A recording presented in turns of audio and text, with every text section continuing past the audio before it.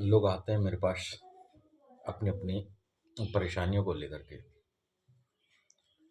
और उसमें कई तरीके की परेशानियां होती हैं। और हास्यास्पद बात यह है कि अपनी वो वर्तमान की परेशानियों के खरीदार वो स्वयं होते हैं।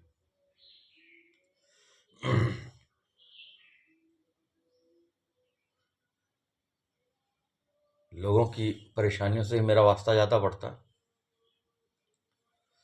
और लोगों को कोई धर्म नहीं चाहिए। अगर धर्म चाहिए तो उनको उनके अहंकार की पुष्टि के लिए चाहिए, और अगर ईश्वर चाहिए तो उनको कि नौकर के रूप में चाहिए कि वो एक संरक्षण के हिसाब से उनकी सदैव रक्षा करता रहे। तो ये तो धर्म नहीं है। तो पहले तो व्यक्ति को ये जानना होगा कि वास्तव में वो चाहता क्या है। एकदम क्लियर कट सी बात है कि तुम जानो इस चीज को कि तुम क्या चाहते हो। मैंने जो अनुमान लगाया है,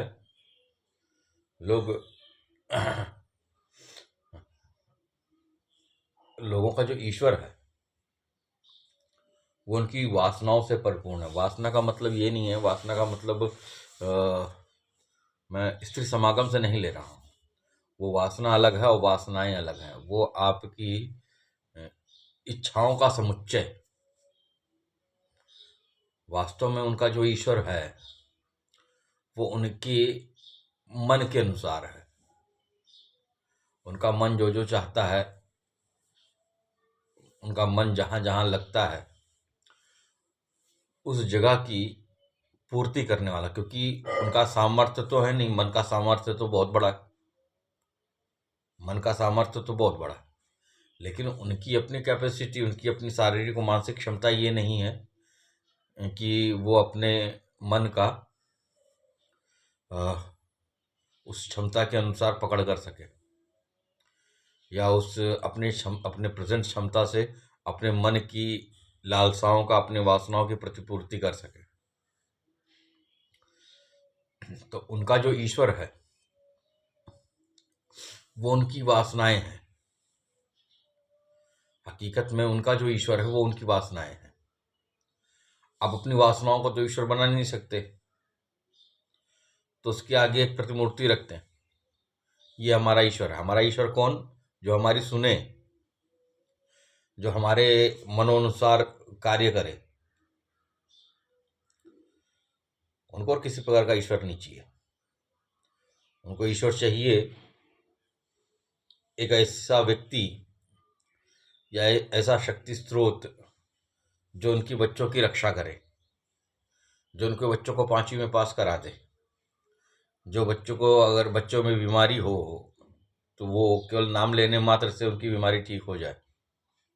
उनके जीवन में किसी भी प्रकार की अड़चन आ रही है तो वो एक संरक्षित देवता की, संरक्षण करने वाले देवता की तरह या शक्ति पुंज की तरह उनके आगे, उनके लिए युद्ध करे। उनकी जितनी भी मानसिक चाहना है, उनके बगैर उस लेवल पर मेहनत किए, उस लेवल का बगैर कुछ कर्म किए, वो उनकी चाहना को पूरा करता रहे। यह है आजकल के लोगों का ईश्वर। और इसी में कुछ दूसरे परिपाटी के लोग भी पाए जाते हैं कि जो कि ईश्वर को चाहते हैं। वो चाहते हैं कि समाज में मेरा एक स्थान विशेष हो,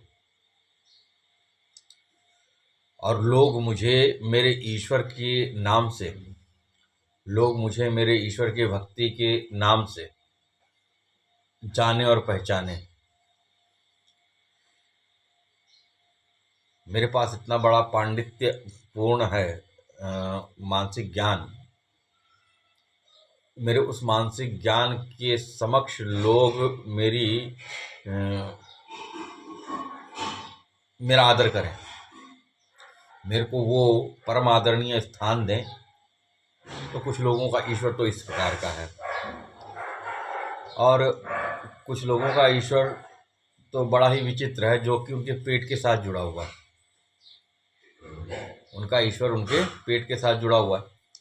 वो अपने ईश्वर की का पूजन यजन इसलिए करते हैं कि लोग जो है उनके पास आए अपने अपने ईश्वरों को ढूंढने के लिए, या फिर वो अपने ईश्वर का गुणगान और महिमा करें, जिससे लोगों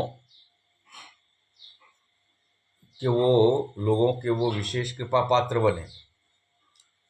लोग जो है अपनी आध्यात्मिक पिपासाओं को इनके सर के ऊपर मढ़ें और ये उनकी आध्यात्मिक क्षुधा को स्वयं बैठ करके शांत करें और उसके तदानुसार अपना मेहनताना ले सके। मैं दक्षिणा नहीं करूँगा, क्योंकि दक्षिणा तो रहा नहीं, अब तो मेहनताना है। एक कथाकार पहले ही सेट कर लेता है कि मेरे को 40,000 रुपये चाहिए, तो ये मेहनताना है। दक्षिणा हम उसको कहते कि आप कथा सुनाओ और जो आपका यजमान है वो यथाशक्ति आपको संतुष्ट करने के लिए जो भी यजन कर ले जाए, जो भी प्रयत्न कर ले जाए। वो जमाना तो रहा नहीं, सब कुछ मटेरियलाइज्ड हो गया। तो जिस तरीके से हमारे बात व्यवहार हमारा सामान मटेरियलाइज्ड हो गया, उसी तरीके से हमारा अध्यात्म भी मटेरियलाइज हो गया। फिर वही मामा जी की बात मेरे को याद आती है बार बार हमारे,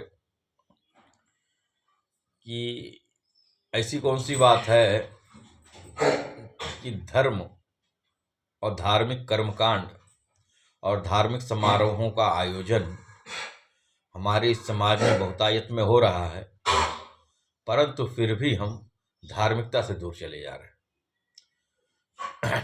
तो सबसे पहले तो हमको ये जानना होगा कि हमको क्या चाहिए, हमको क्या चाहिए। अगर हम इस चीज़ का निरूपण नहीं कर पाएंगे कि हमको क्या चाहिए, कोई मतलब नहीं है। आप भी भ्रमित हो रहे हो, समाज को भ्रमित कर रहे हो और आने वाली नस्लों को खराब कर रहे हो। फिर कहते हो कि धर्म की रक्षा हो। जब धर्म के विध्वंस के पीछे आप स्वयं मौजूद हो, साक्षात मौजूद हो, तो धर्म की रक्षा की अपेक्षा आप किससे कर रहे हो? और ये व्यक्तिगत चिंतन है, हर एक व्यक्ति का व्यक्तिगत चिंतन होना चाहिए कि वास्तव में वो चाहता क्या है, वास्तव में वो चाहता क्या है। उसका 100% समय मानसिक और शारीरिक नहीं, शारीरिक तो मैं मान लो 80%, लेकिन मानसिक तो 100%। वो केवल दुनियादारी में बीतता है, भौतिकता में बीतता है। इवनली अगर वो अपने उन कथित देवताओं की, अपने उन कथित ईश्वरों की सेवा भी करने बैठता है, उनका पूजन भी करने बैठता है, तो भी वो मानसिक रूप से सांसारिक ही होता है। एक आदमी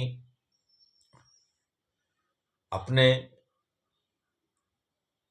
ईश्वर को अगरबत्ती जब सुबह सुबह लगाता है, तो अपने संपूर्ण दिन, एक दो अगरबत्ती लगाने का मतलब ये हो गया कि उसने अपने सुरक्षा की संपूर्ण जिम्मेदारी उस दिन की उनके ऊपर सौंप दी कि हे ईश्वर, अब आप ड्यूटी करो। चलो यहाँ तक तो ठीक है। फिर वो ये भी बोलता है फलाने से मेरे को मिलना है, प्रभु देख लेना कि वो चेक दे दे। आज एग्जाम देने जा रहा है, प्रभु जा रहा हूँ एग्जाम देने, मेरे को पास करवा देना। जहां पर आपका कर्म का संबंध है वहां पर कर्म का संबंध रखो। ईश्वर तुम्हारा पेपर लिखने नहीं आएगा, ईश्वर तुम्हारे सामाजिक श्रृंखलाओं को तोड़ने और जोड़ने नहीं आएगा। पहले ईश्वर क्यों है और हम वास्तव में ईश्वर को चाहते क्यों, तो इसको बड़ा स्पष्ट करना पड़ेगा। तो यदि आप समझते हो कि आप राम जी की पूजन कर रहे हो, आप कृष्ण जी का पूजा कर रहे हो, आप अपने गुरु जी की पूजा कर रहे हो, नहीं नहीं नहीं नहीं, गलत है। आप अपने आप को भ्रम में डाल रहे हो, आप स्वतः ही अपने आप को भ्रम डाल रहे हो। आप जो है अपना पूजन जो किसका कर रहे हो, आप अपने वासनाओं का पूजन कर रहे हो। जो तुम्हारी इच्छा है वही आपके ईश्वर है। और जब आपकी इच्छाएं ही आपका ईश्वर है, तो ये क्यों कहते हो कि हे ईश्वर, तूने मेरी पूजा को स्वीकार नहीं किया? आपने तो उसके निमित्त तो कोई पूजा की ही नहीं। आपका तो, अब लोग कहते हैं कि दो चीजें पूजन होती है, एक सकाम पूजन होती है, एक निष्काम पूजन होता है। एक सकाम संकल्प होता है, एक निष्काम संकल्प होता है। अरे जहाँ पर काम आ गया वहां पर ईश्वर कहाँ आया? वहां पर तो भोग आ गया। अब यह है कि चलो, हमारे मनुष्यों ने कहा कि किसी भी तरीके से ये जुड़े रहे, ये सीधे सीधे ईश्वर से तो नहीं जुड़ सकते, एक काम करो, इनकी कामनाओं के जरिए से इनको जोड़ दो।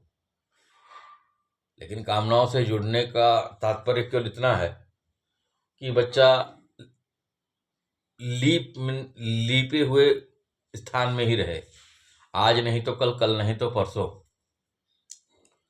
ईश्वर की कृपा विशेष होगी, उसका विवेक जागेगा और वो इस चीज को समझेगा। इसके पीछे का केवल इतना कारण है, बाकी तो हम और आप सारे संसारी पूजा तो अपने वासनाओं की करते हैं, यजन भी अपने वासनाओं की ही करते हैं। तो जब हम गलत तरीके से यजन ही कर रहे हैं तो हमको जो प्राप्तव्य होगा वो भी बहुत ज़्यादा शुभ नहीं होगा। कई लोग तो इतने बड़े चैलेंजिंग हो जाते हैं कि हे ईश्वर, अगर तूने ये नहीं किया तो मैं आज से तेरे को मानूंगा नहीं, आज से मैं तेरी पूजा नहीं करूंगा, क्या करने, क्या मतलब है तेरे के। कई लोग हैं मेरे सामने, मेरे पास आए, प्रत्यक्ष आए मेरे पास। अरे तो ईश्वर को तुम्हारी क्या जरूरत है? क्या तुम्हारे बगैर उसका कोई काम रुक रहा है? ये तुम हो जो नारकीय जीवन जी रहे हो। और मैं तो बड़ा स्पेशली कहूँगा कि जब तक मनुष्य की चेतना जो है ऋणात्मकता में रहेगी, ये ऋणात्मकता है। अगर मैंने कई बार बात की है कि ऋणात्मकता ऋणात्मकता ऋणात्मकता यही है कि जब आप अपनी चेतना को इसी संसारिक उपद्रव में बजा के रखे हुए हैं, इसी में फंसा के रखे हुए हैं, और उस प्लेटफॉर्म से खुद को ना उठा करके बस तमाम सारे यजन को करते रहो, तमाम सारे धार्मिक कृत्यों को करते रहो, कोई फायदा नहीं, क्योंकि आपका जो मूल है वो ऋणात्मकता में है। इस ऋणात्मकता वाले स्टेज से, इस ऋणात्मकता वाले पद से आप उठ करके धनात्मकता में पहुंचिए। और कहीं जाना नहीं है, बस यहीं बैठ। वो तो आपका मानसिक स्तर है, आपका बौद्धिक स्तर है, आपका ऋणात्मक होना या आपका धनात्मक होना।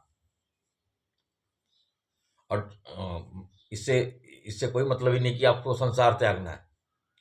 सिंपल सी बात है कि अगर आपने रोटी खाई है तो आपका पेट भरेगा। अगर आपने खाते समय मिर्ची खाई है तो जब आप दिशा के लिए जाएंगे तो पहले तो मुख में तीखा लगेगा, स्वाद आएगा, बाद में कहीं और भी तीखा लगेगा। तो ये तो आपका कर्म बंधन है। आपके द्वारा किया गया हर एक चीज, हर एक कृत्य जो है आपके लिए एक बंधन है। आप समझते हो बस यूं ही चल रहा है सब कुछ। नहीं नहीं नहीं नहीं, बात यह है केवल इतनी कि हम और आप इतनी तीव्रता में है, इतनी स्पीड में है कि हमें कभी अपने किसान होने का बोध ही नहीं होता कि हमारा हर श्वास, हर क्षण, हर प्रतिपल कुछ ना कुछ चीज बोते जा रहे हैं। जैसे ही हम आप लोगों के बीच में आते हैं, अपने समाज में आते हैं, तो हमारे द्वारा बोले गए हर एक शब्द, भले ही मैं वो शब्द जो है किसी अंकल को बोलूं, भले ही वो शब्द अपने किसी मित्र को बोलूं, तो मेरे बोलने मात्र से ही वो कर्म बंधन वहां पर बंध गया। अब हमने क्या क्या बोला है वो हमको सुनना पड़ेगा किसी स्थिति परिस्थिति में, तो ये कर्म बंधन हो गया। हम जबकि जानते नहीं कि हम बोर हैं, लगातार बोर हैं। और यही नहीं, ये तो हो गया प्रैक्टिकल बात की मैंने क्या बोया क्या नहीं बोया अपने परिवेश में। ये मेरा परिवेश जो है मेरे लिए खेत है और हम सब किसान हैं। हम हर पल अपने बीजों को बो रहे हैं। अब हम क्या बोल रहे हैं जरा इस पर गौर करिए कि आपने क्या क्या बोया। जब आपने किसी व्यक्ति विशेष से बात की, किसी मित्र से बात की, किसी व्यवहार रखने वाले व्यक्ति से बात की, या फिर किसी अपने से बात की, अपने किसी रिश्तेदार से बात की, अपने किसी मित्र से बात की, अपने किसी दुश्मन से बात की, तो हमने क्या क्या बो दिया। उन तमाम चीज़ों के बोने में आप अपने आप को सोचिए, बस यूं ही कुछ नहीं होती कोई चीज़। हर एक आपके द्वारा कहा गया हर एक शब्द, इवनली आपके द्वारा गया सुना गया हर एक शब्द, ये आपको कर्म बंधन में बांधता है। कर्म का संबंध क्रिया से है। किसी भी प्रकार की क्रिया आपके पास हो गई और वो कामना के साथ है, किसी संकल्प के साथ में है, कर्म हो गया। इवनली केवल ख्याल मात्र से कर्म बंधन नहीं बनता, ख्याल मात्र से कर्म का बंधन नहीं बनता, परंतु हर एक मनुष्य के पास एक विशेषाधिकार है उस विशेषाधिकार को मैं फ्री विल कहता हूं। आपके पास एक संकल्प की शक्ति है। आप जो आज तक हो, एक होता है कि ईश्वर सब कुछ करने वाला है, ईश्वर ने किस्मत लिख दी है, ईश्वर ने प्रारब्ध बना दिया है, अब मेरे हाथ में कुछ नहीं है। लेकिन आपके पास एक चीज है, वो है फ्री विल। आप अपने जो आपका स्वभाव है, जो आपके साथ में हो रहा है सांसारिकता में, भौतिकता में, इसको आप बदल सकते हो। इसके लिए आपका एक विशेष संकल्प चाहिए यहां से, जिसमें आपकी श्रद्धा और निष्ठा जुड़ी हुई हो कि आप वो चाहते हैं। तो ये फ्री विल जो है आपके पास एक हथियार है, यह संकल्प जो है आपके पास हथियार है, क्योंकि अभी तक आपके पास वो नहीं था। कृपा विशेष गुरुजी मिल गए, एक एग्जाम्पल से समझा रहा हूँ, गुरुजी मिल गए। अब गुरुजी ने कहा कि बच्चा ऐसा ऐसा करो, आज तक आपने नहीं किया, तो आपने कहा कि नहीं गुरुजी मैं ऐसा करूंगा। आप गुटखा खा रहे हो, आपकी आदत पड़ी हो बगैर गुटखे और तम्बाकू के, आपको रह नहीं जा रहा, तो आपके पास फिर भी एक अधिकार है, एक अधिकार विशेष है, फ्री विल है कि नहीं, संकल्प है कि नहीं मैं इसको छोड़ दूंगा। तो ये जो फ्री विल है वो आपके चिंतन से पैदा होता है। जब आप कोई चीज सोचते हो और बार बार सोचते रहते हो, तो उसको, इस संकल्प को एक विशेष बल मिलता है और आपके जीवन में एक नई दिशा खुलती है। ये वो हथियार है जो कि हर मनुष्य के पास उपलब्ध है। तो मेरे इस वक्त ये बात कहने का मतलब ये है कि हमारे द्वारा बहुत सारी सोची गई चीजें, वो भी हमारे लिए एक बंधन स्वरूप है। वो हमारे लिए एक नई दिशा, एक नया मैदान, एक नया मार्ग खोलती हैं। यदि हमने अपने विचारों में भी अपने आप को दूषित कर रखा है, बार बार सोच के, बार बार सोच के, बार बार सोच के, किसी भी मतभ्रम करने वाले विषय को, किसी भी क्रोध उत्पन्न करने वाले विषय को, किसी भी ईर्ष्या करने वाले विषय को, किसी भी प्रकार की वासनाओं के बढ़ाने वाले तथ्य को अगर हमने बार बार चिंतन किया है, तो हमारे लिए एक नई दिशा, एक नया मार्ग खोल देगा। ये तो उसकी बात है कि आप जो मानसिक रूप से जो कर रहे हो, और ये सैद्धांतिक है, इसमें कोई सुपर पावर नहीं है। सुपर पावर तो आप खुद हो। हमारे गुरुजी कहते हैं कि संसार में कोई अभागा नहीं है, बस बात इतनी सी है कि वो जागा नहीं है। तो अपने आप को भ्रम में मत रखो, भ्रम में रखने की कोई आवश्यकता नहीं है। अपने आप को भ्रम में रखने की कोई आवश्यकता नहीं है। परंतु मनुष्य, उसको सुख महसूस होता है। और कैसा सुख है ये? आपको कभी कांटा लगा होगा पैर में और कांटा निकल जाए, लेकिन हल्का सा मीठा मीठा दर्द, हल्का सा मीठा मीठा, बहुत दर्द देगा तो आप परेशान हो जाओगे। एक मीठा मीठा दर्द लगा देता है, तो वो दर्द में मजा आता है।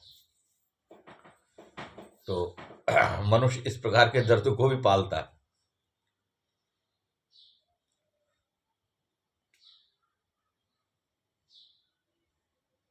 तो हम तो पहली बात तो मैं तो प्योरली ये कहूंगा कि जब तक आपकी चेतना ऋणात्मकता से निकल करके धनात्मकता की तरफ नहीं जाएगी, तब तक आप किसी भी तौर पर, किसी भी लहजे में आप जो है उस ईश्वर का के पूजन का अंश मात्र भी प्राप्त नहीं कर सकते। हाँ, यह है कि आपके द्वारा किया गया एक भी कार्य, कोई भी पूजन कार्य हो, वो निष्फल नहीं होता। यदि आपने अपने कामनाओं को सामने रखते हुए भी किसी भी प्रकार के पूजन का कार्य किया, तो मैंने ये किया कि मैंने मशीन चलाई बिजली बनाने के लिए, और ऊर्जा उत्पन्न हुई, तो उस ऊर्जा को मैंने एक विशेष कार्य में लगा दिया कि अब भाई तू जो है खेत में जो इंजन लगा हुआ है पानी खींचने के लिए, तो ये पावर जो है उस इंजन में सप्लाई होगी और फिर पानी आएगा और खेत सींचा जाएगा। तो यहाँ पर मैंने क्या किया, यहाँ पर मैंने अपने इष्ट को मनाया, इष्ट को प्रेम किया, या फिर उसको मटेरियलाइज्ड कर दिया अपनी भौतिकता के लिए। तो ये सब गौर करने वाली चीज है। बुनियादी तौर पे हम ऋणात्मक हैं। बुनियादी तौर पे हम सांसारिक हैं, क्योंकि हम संसार में रमते हैं। राम जी हमारे इष्ट हैं, लेकिन अब राम जी हमारे इष्ट हैं तो राम जी की चित्र हमारा इष्ट हो सकता। राम जी की शरणागति में हमारा स्वार्थ जो है, वो स्वार्थ हमारा इष्ट हो सकता है, लेकिन राम जी की मर्यादा हमारे लिए इष्टतम नहीं है। यदि राम जी हमारे इष्ट हैं तो राम जी का चरित्र हमारा इष्ट होना चाहिए, राम जी का मर्यादा हमारे लिए इष्ट होनी चाहिए। तो हम सही चीज़ों को सही ढंग से पकड़ें। यदि हम इसको पकड़ने में असफल हैं तो हमारे द्वारा किया गया कोई भी कर्म, किसी भी प्रकार का पूजन पाठ, वो हमें केवल ऋणात्मक चेतना की गहराइयों में लेके आ रहा है। आशा है कि आप लोग इस पर गौर व फिक्र करेंगे, आप इस पर चिंतन करेंगे और अपनी चेतना को ऋणात्मकता से निकाल करके धनात्मकता में लाने का प्रयास करेंगे। आप सबका दिन शुभ हो, और हो सकता है कि अभी एक सेशन में यहाँ पर लूँ जिसमें चेतना की ऋणात्मकता को मैं फिर से एक बार इस पर बात करूँ।